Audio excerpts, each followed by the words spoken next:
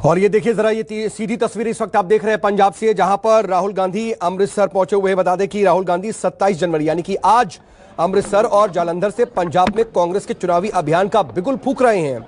पंजाब कांग्रेस में जो एक तरीके से कलह भी दिखाई दे रही है, उन सब के बीच 117 उम्मीदवारों को एक साथ ला करके राहुल एकजुटता का संदेश देने की कोशिश कर रहे हैं।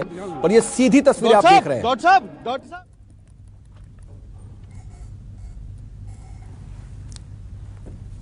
अमृतसर से ये सीधी तस्वीर आप देख रहे हैं कि राहुल गांधी यहां पर मत्था टेकने के लिए पहुंचे हुए हैं।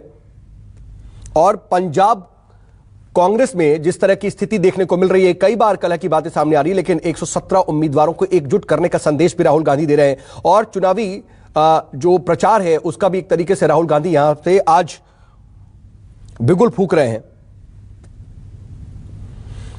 कई अटकलें हैं कि क्या सीएम का चेहरा खासतौर पर घोषित किया जाएगा या नहीं, इसको लेकर के भी कई तरह की अटकलें बार बार सामने आ रही हैं। लेकिन ऐसी उम्मीद जताई जा रही है कि आज राहुल गांधी इसको लेकर के भी कोई ऐलान कर सकते हैं। और अमित पांडे इस वक्त मेरे साथ, मेरे सहयोगी इस वक्त जुड़ रहे हैं लाइव। अमित, जरा तस्वीरें अगर आप कुछ पहुंचा सके और क्या स्थिति वहां पर, जरा बताइए।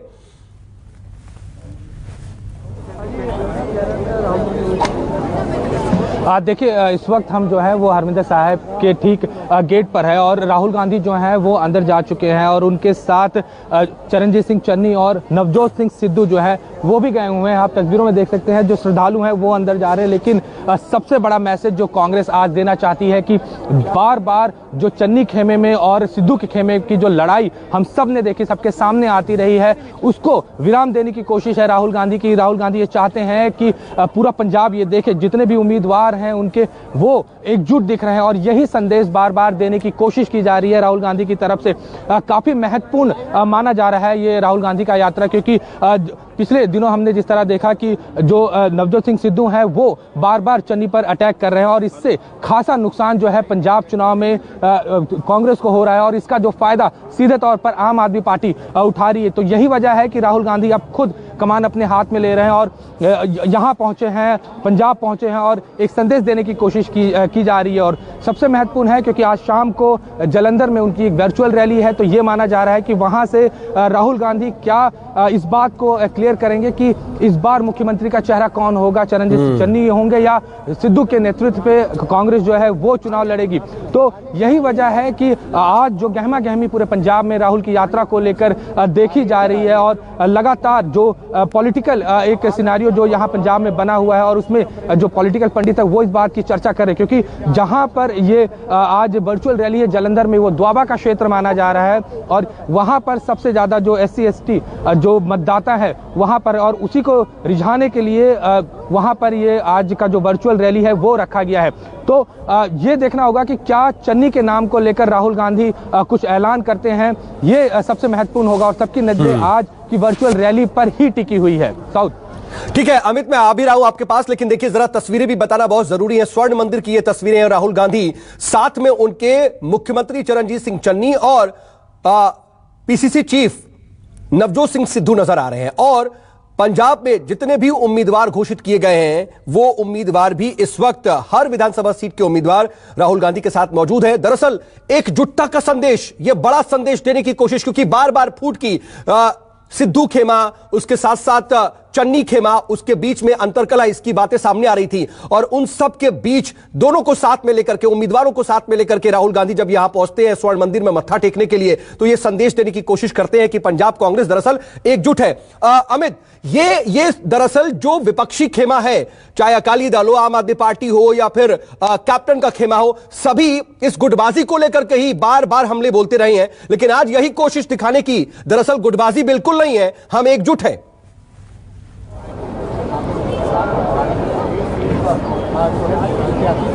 जी बिल्कुल, अभी हमारी कैबिनेट मंत्री जो प्रगट सिंह है उनसे भी बात हुई और मैंने ये सवाल उनसे रखा कि क्या आज की जो यात्रा है और जो 109 जो घोषित उम्मीदवार हैं उनको लेकर राहुल गांधी यहाँ पहुंचे तो क्या संदेश देना चाहते हैं। उनको साफ तौर पर कहना था कि चाहे कोई भी खेमे की हम बात नहीं करते, इस बार जो नेतृत्व है वो राहुल गांधी हमारा कर रहे हैं। आज जितने भी नेता, जितने भी उम्मीदवार आए हैं वो राहुल गांधी के नेतृत्व में आए, उन्होंने किसी भी एक खेमे का नाम नहीं लिया। तो ये साफ तौर पर ये संदेश है कांग्रेस का कि अब जो चुनाव है और राहुल गांधी जब यहाँ पहुंचे हैं और कोशिश की जा रही है कि इस दोनों खेमों की कलह को खत्म किया जाए, क्योंकि साफ तौर पर इसका नुकसान जो है वो कांग्रेस को झेलना पड़ेगा और यही फायदा जो आम आदमी पार्टी और अकाली इस वक्त उठा रहे हैं। और खासकर अगर अमृतसर की सीट की बात करें जहां इस वक्त हम मौजूद हैं, यहाँ मजीठिया आए हैं सिद्धू के खिलाफ, तो ये भी काफी महत्वपूर्ण और काफी दिलचस्प बना दिया इस पूरे चुनाव को। और यही कोशिश है कि एक संदेश दें, एक साथ सबको बैठाएं और जल्द से जल्द इस समस्या का समाधान हो, क्योंकि अब बहुत ज्यादा दिन नहीं बचे हैं चुनाव को लेकर और अगर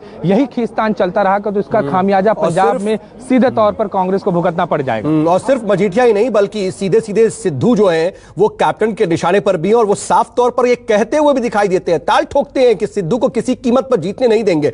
लेकिन अमित, ये जो तस्वीरें सामने आ रही हैं ये अपने आप में बड़ा संदेश तो दे रही हैं। राहुल गांधी का इस तरीके से सभी खेमों को, अगर हम कहें, अगर खेमों में बटे हुए हैं, सभी नेताओं को एक साथ ला करके, उम्मीदवारों को साथ में ला करके स्वर्ण मंदिर पहुंचना पंजाब कांग्रेस को कितनी मजबूती देगा? और यहाँ पर लगातार जी बिल्कुल, देखिए एक संदेश जो है वो सीधे तौर पर ना सिर्फ जनता के बीच में बल्कि कार्यकर्ताओं के बीच में भी जा रहा है, क्योंकि लगातार हम देख रहे हैं कार्यकर्ता काफी कंफ्यूज हैं। इन दोनों की लड़ाई के बीच में जो कार्यकर्ता है वो टूटते हैं, संगठन खराब होता है। किसी भी पार्टी के लिए काफी महत्वपूर्ण है कि अगर उसका संगठन अपने शीर्ष नेतृत्व पर विश्वास करे और यही वजह है कि राहुल गांधी ने पंजाब का कमान संभाला है और साफ तौर पर यह कोशिश की जा रही, चाहे पंजाब के प्रदेश अध्यक्ष द्वारा जो मीटिंग्स बुलाई जाती हैं उसमें देखा जाता है कि कुछ लोग पहुंचते हैं, कुछ लोग नहीं पहुंचते। बार बार की ये जो गुटबाजी है ये कार्यकर्ताओं को भी कंफ्यूज में डालता है, साथ ही वोटर्स को भी ये नहीं समझ में आ रहा है कि आखिर पंजाब में जो कांग्रेस नेतृत्व दे रही है वो किसके लीडरशिप में, किसको माना जाए कि आने वाला पंजाब का जो प्रधान होगा, मुखिया होगा, वो कौन होगा। यही वजह है कि आम आदमी पार्टी, जब भगवंत मान का नाम सामने आया, लगातार दोनों पार्टियां ये आम आदमी पार्टी से पूछ रही थी कि आपका मुख्यमंत्री चेहरा कौन होगा। अब यही तस्वीरें पलट गई हैं। लगातार पिछले हफ्ते भर से हम देख रहे हैं कि जब से मान का नाम का अनाउंसमेंट हुआ या अकाली की बात करें, सब ये कह रहे हैं कि आखिर कांग्रेस का नेतृत्व कर कौन रहा है, चन्नी कर रहे हैं या फिर नवजोत सिंह सिद्धू। यही वजह है कि अब आखिरी में केंद्र को आना पड़ा, केंद्र की जो नेतृत्व है उसको सामने आना पड़ा, राहुल गांधी सामने आए। अब यही कोशिश की जा रही है कि दोनों लोगों को बैठाया जाए और इस मसले को जल्द से जल्द सुलझाया जाए, क्योंकि अगर पंजाब हाथ से निकलता है तो ये बहुत बड़ा ड्रॉबैक कांग्रेस के लिए होगा। क्योंकि बाकी अगर हम राज्यों की बात करें तो कांग्रेस अगर पंजाब में मजबूत नहीं होती तो इसका खामियाजा दूसरे राज्यों के चुनाव में भी भुगतना पड़ सकता है। यही वजह है कि राहुल गांधी इस चीज को समझ रहे हैं, इस चीज को देख रहे हैं और कोशिश की जा रही है कि पंजाब में जो कलह है दोनों के बीच में, दोनों नेताओं के बीच में, इसको खत्म किया जाए। ये जो खेमा बना हुआ है इस खेमे को खत्म किया जाए, क्योंकि उम्मीदवार भी जो है वो भी ये देख रहे हैं कि आखिर किसके नेतृत्व में होगा। वो कई जगह हमने देखा कि कई विधानसभाओं में हम पंजाब में देख रहे हैं कि कंफ्यूजन है। अभी भी जो उम्मीदवार है कांग्रेस के वो भी कंफ्यूज हैं कि आखिर हम किसका नाम लेकर चुनाव लड़े, किसको कहें कि हमारा जो कांग्रेस का मुखिया कौन होगा। बार बार यही जो कंफ्यूजन है, यही सारी बातें जो है जनता भी जानने की कोशिश कर रही है और कांग्रेस के जो कार्यकर्ता है, जो नेता है, वो भी इसी चीज पर बार बार कोशिश कर रहे हैं कि आखिर चुनाव किसके नेतृत्व पे लड़ा जाए। और ये देखिए, नेतृत्व की बात जब आप अमित कर रहे हैं तो बात ये हो जाती है कि पंजाब कांग्रेस या फिर शीर्ष नेतृत्व भी बार बार ये कहने की और बताने की कोशिश कर रहा है कि असल में जो ये चुनाव है, सीएम चेहरा तो सीएम इस वक्त भी मौजूदा चरणजीत सिंह चन्नी है और पीसीसी चीफ सिद्धू हैं और सुनील जाखड़ का भी नाम सामने लाया जा रहा है। इन तीनों के ही नेतृत्व में ही चुनाव लड़ने की बात हो रही है कि कंबाइंड नेतृत्व है। लेकिन क्या जो ये दबाव बढ़ रहा है कि कोई चेहरा सामने लाया जाए, आज उस दबाव के ही तहत क्या कोई सीएम चेहरा अनाउंस किया जा सकता है, सामने आ सकता है? क्योंकि अटकलें हैं थोड़ी।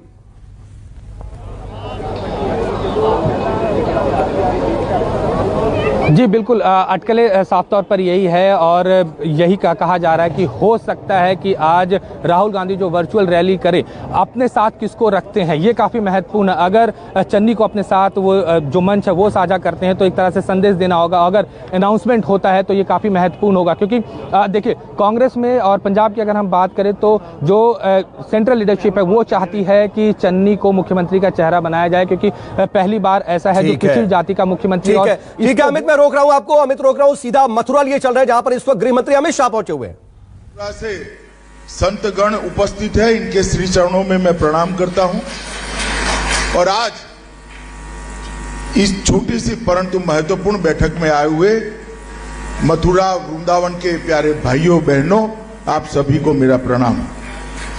मित्रों, आज मैं यहां पर आया हूं 2022 के यूपी इलेक्शन के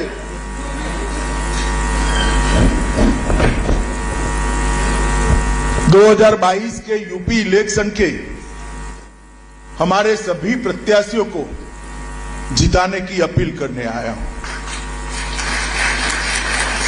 क्योंकि कोरोना के कारण चुनाव आयोग ने एक छोटी सी मीटिंगें करने की आचार संहिता बनाई है। भारतीय जनता पार्टी भी आचार संहिता का सम्मान करती है और हम सभी ने तय किया है कि इस प्रकार के संवाद के माध्यम से और संवाद को मीडिया के माध्यम से घर घर पहुंचाकर इस बार चुनाव प्रचार किया जाए। मित्रों, आज मैं जब मथुरा में आया हूं, ये मथुरा, वृंदावन, गोवर्धन न केवल उत्तर प्रदेश, देश भर के लोगों का श्रद्धा केंद्र है, क्योंकि यही क्षेत्र है जहां पर भगवान श्री कृष्ण ने श्री कृष्ण बनने की प्रक्रिया की शुरुआत करी। कान्हा को श्री कृष्ण बनाने वाला क्षेत्र यही। कहीं पर भी जाते हैं, अगर मालूम पड़ जाएगा, आप देश में कहीं पर भी जाइए, मालूम पड़ जाएगा वृंदावन से आए हैं तो तुरंत बोलेंगे राधे राधे, तुरंत बोलेंगे। और न केवल देश, दुनिया भर के अंदर समर्पण भाव के लिए राधा जी का जो कृष्ण के प्रति समर्पण था, जो भक्ति थी, उसके लिए कृष्ण के आगे भी आज हम राधा का नाम देते हैं, राधे कृष्ण बोलते हैं। और ये भूमि, यही भूमि पर ढेर सारे अत्याचारों को करने वाले कंस का वध भी हुआ। 3 महीने से लेकर 14 साल की आयु तक जितने भी असुरों को भेजा, प्रभु ने इसका संहार भी इस भूमि पर किया और धर्म की स्थापना करने का काम किया था। मथुरा की दिव्यता, भव्यता लौटाना, उसकी आध्यात्मिक ऊंचाई को जरा भी कम करे बगैर उसको आधुनिक से आधुनिक तीर्थ स्थान बनाना, ये भारतीय जनता पार्टी का लक्ष्य है। और इस दिशा में 5 साल में ढेर सारे काम हुए, ढेर सारे कदम उठा गए। और मगर मैं इस पर जरा बाद में आऊंगा। सबसे पहले कार्यक्रम के माध्यम से व्रज क्षेत्र की समग्र जनता को मैं 2 हाथ जोड़कर धन्यवाद करना चाहता हूं, क्योंकि चाहे चुनाव 14 का हो, 17 का हो, 22 का हो, व्रज के डिब्बे जब खुलते हैं सिर्फ कमल ही कमल दिखाई देते। मैं तीनों चुनाव में भारतीय जनता पार्टी के साथ यहां जुड़ा रहा। 2013 में मैं यहां प्रभारी बनकर आया था। 14 में चुनाव हुआ। उत्तर प्रदेश ने मन खोलकर भोले शंकर की तरह मोदी जी की झोली वोटों से भर दी और पूर्ण बहुमत की सरकार बनी। 17 में आया, हमने कहा कि मोदी जी को बिठाने से कुछ नहीं होता, जहां तक उत्तर प्रदेश में व्यवस्था नहीं बदलती है, उत्तर प्रदेश का विकास नहीं हो सकता। आपने मोदी जी की अपील का सम्मान करते हुए 300 से ज्यादा सीटें देकर भारतीय जनता पार्टी की पूर्ण बहुमत। और फिर से 2019 में भारतीय जनता पार्टी के कार्यकर्ता आए, उस वक्त भी मैं अध्यक्ष था। आपने किसी की सुने बगैर हमेशा की तरह आशीर्वाद भारतीय जनता पार्टी को। इसलिए मैं व्रज क्षेत्र की जनता को कहने आया हूं कि 7.5 साल में देश और उत्तर प्रदेश में जो परिवर्तन हुआ है, इसका अगर सीधा यश किसी को देना है तो मैं बेझिझक उत्तर प्रदेश की महान जनता को देकर उसका धन्यवाद करूंगा। और इस बार यूपी का जो चुनाव है, मैं आप सभी को कहना चाहता हूं, भाइयों बहनों, युवाओं, ये यूपी के चुनाव को विधायक का चुनाव मत समझिए, किसी को मंत्री मुख्यमंत्री बनने का चुनाव मत समझिए। उत्तर प्रदेश का चुनाव आने वाले देश में भाग्य का, भारत के भाग्य का निर्णय करने वाला चुनाव, क्योंकि देश के सबसे बड़ा सूबा है। 22 करोड़ से ज्यादा मतदाता अगर विकसित नहीं होता है प्रदेश, तो देश का विकास भी पिछड़ा रहेगा। और अब तो हमारे यहां कहते हैं, नैनिहाल में भोजन करने बैठो और मां परोसने वाली हो तो कोई दिक्कत आती है भाई? खाने में आती है? बताओ। अब यूपी का विकास करना है, आपने वोट भी दिए और मोदी जी भी उत्तर प्रदेश से जीतकर देश के प्रधानमंत्री बने हैं। यूपी वालों को तो दोनों हाथों में लड्डू है। मित्रों, उत्तर प्रदेश का चुनाव आने वाले 5 साल के लिए उत्तर प्रदेश किस पार्टी के हाथ में, किस विचारधारा के हाथ में जाएगा, इसका चुनाव।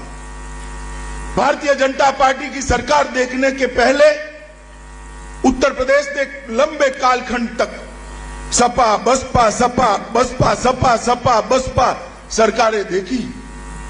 सपा आती थी, एक जाति का काम करती थी, बसपा आती थी, दूसरी जाति का काम करती थी।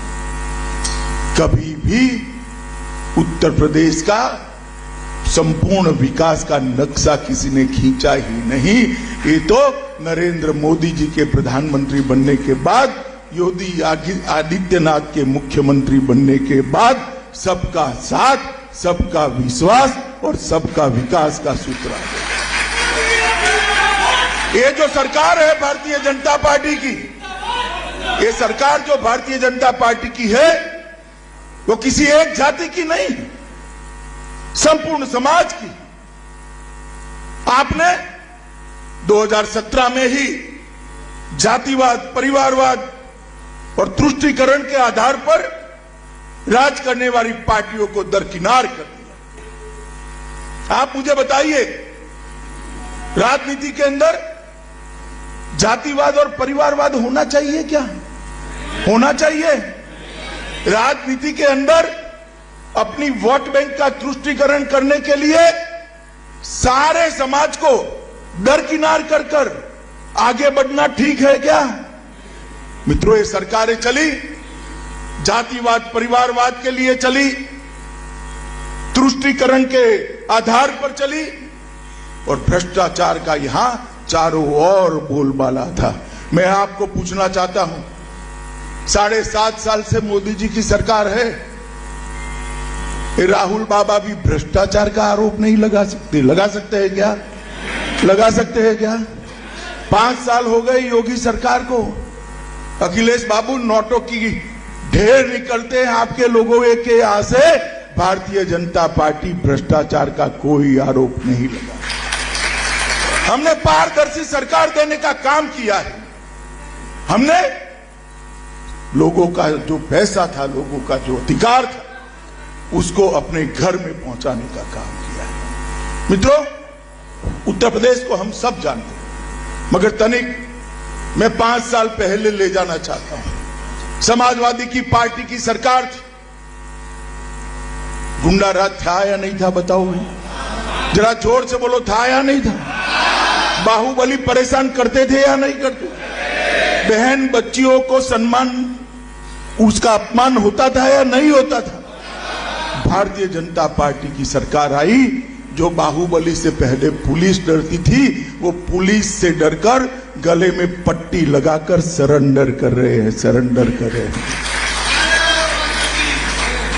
और जब इन पर गाज गिरती है, अखिलेश जी के पेट में दर्द होता, कहीं आजम खान, कहीं मुख्तार अंसारी, न जाने कितने कितने फैला कर रखे थे। आजम खान को पकड़ा तो सीआरपीसी की सारी धाराएं कम पड़ गई, इतने केस आजम खान पर लद गए। और मित्रों, मैं आपको ये कहने आया हूं, सिर्फ 2000 करोड़ की भूमि, सरकारी संपत्ति, ये माफियाओं ने जो कब्ज की थी, उसको खाली कराने का काम ये भारतीय जनता पार्टी की सरकार ने किया है, मोदी जी के नेतृत्व में योगी आदित्यनाथ ने किया है। मित्रों, यहां पर कानून का शासन करने लगाने का काम भारतीय जनता पार्टी की सरकार ने किया। और अखिलेश बाबू, आप तो इस वक्त आप सुन रहे थे मथुरा में अमित शाह को, और वो सीधे तौर पर मथुरा, वृंदावन और कंस की बात कर रहे थे। लेकिन एक तरफ मथुरा में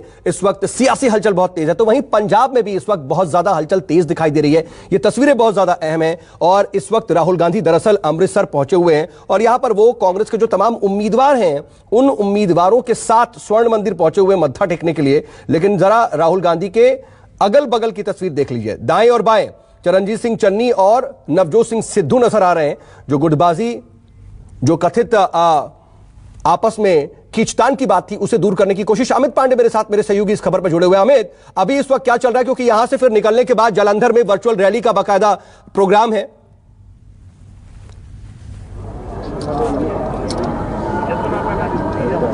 जी बिल्कुल, यहाँ से निकलेंगे, उसके बाद दुर्गियाना मंदिर जाएंगे और वहाँ पर दर्शन करने के बाद वाल्मीकि जो तीर्थ स्थल है वहाँ जाएंगे। तो ये 3 प्रोग्राम अमृतसर में आज राहुल गांधी का है। और उसके बाद जो उम्मीदवार हैं ये अपने क्षेत्र में चले जाएंगे और राहुल गांधी और जो टॉप लीडरशिप है, चाहे चन्नी हो या नवजोत सिंह सिद्धू, ये वहाँ जाएंगे जालंधर और वहाँ से वर्चुअल रैली किया जाएगा। इस वक्त राहुल गांधी जो है वो अंदर हैं और एक एक करके जो उम्मीदवार हैं, 109 उम्मीदवार जिनके नाम की घोषणा कांग्रेस की तरफ से हो गई है, वो सभी इस वक्त स्वर्ण मंदिर के अंदर हैं और दर्शन कर रहे हैं, मत्था टेक रहे हैं। उसके बाद लंगर चखेंगे, तो इसलिए थोड़ा समय इसी वजह से लग रहा है। और थोड़ी देर में ये उम्मीद की जा रही है कि 10 से 15 मिनट के अंदर राहुल गांधी जो हैं वो बाहर आ जाएंगे और इसके बाद यहाँ से चंद 1 से 1.5 किलोमीटर की दूरी पर दुर्गियाना मंदिर है, वहां भी जाएंगे, दर्शन करेंगे और उसके बाद वाल्मीकि। चलिए अमित, तो पूरी स्थिति पर आप नजर बनाए रखिए और देखना होगा कि कितनी देर बाद राहुल गांधी यहां से निकलते हैं। लेकिन सभी नेताओं को एक साथ लेकर के एकजुटता दिखाने की जो ये कोशिश है, ये कांग्रेस को कितनी मजबूती देता है पंजाब विधानसभा चुनाव में, ये देखने वाली बात होगी। आप नजर बना रखिएगा,